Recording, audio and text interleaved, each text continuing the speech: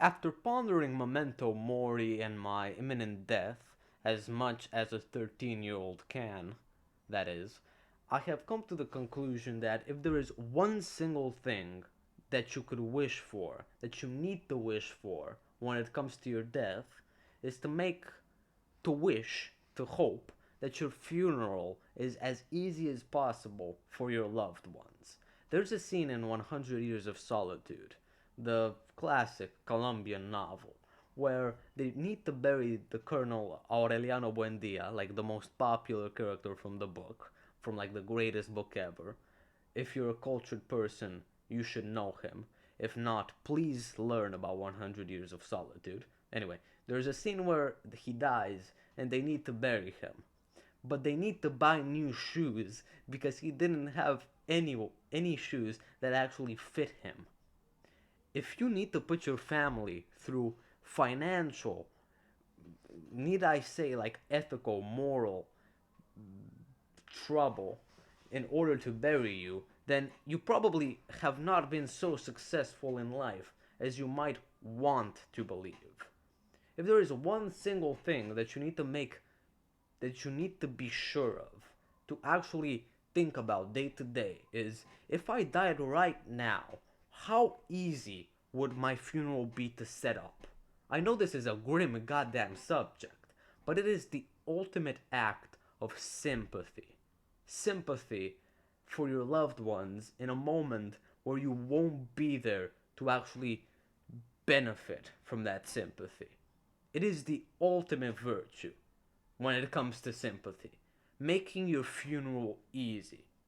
This is such an interesting topic to me because you're doing something virtuous that basically probably won't benefit you in like a physical sense, maybe in a spiritual sense, but physically, in like the living realm, making your funeral as easy as possible is not going to benefit you.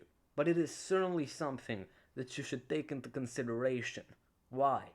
Because it makes you not only ponder memento mori, your imminent death more, make you aware of the gift you've been given and its temporary presence, but also makes you so much more sympathetic and caring towards your loved ones.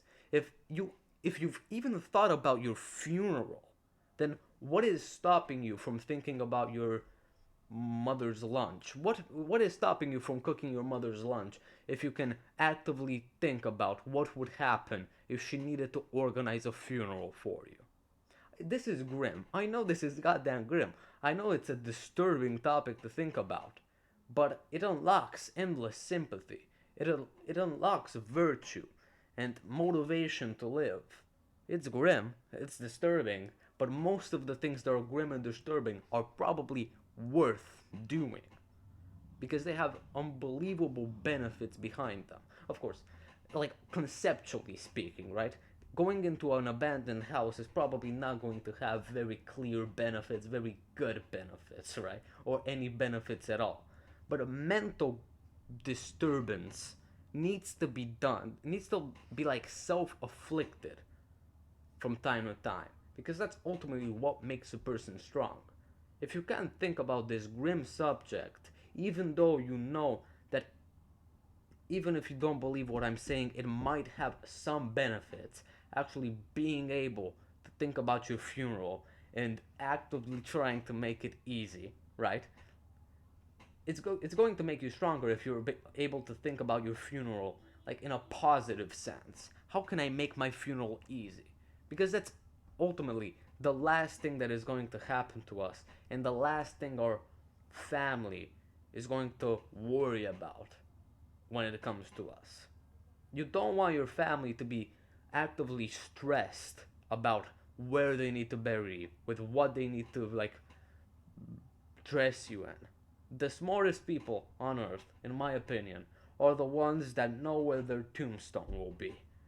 The ones that know where they will be buried. If you know that, if you have the guts to confront this disturbed reality,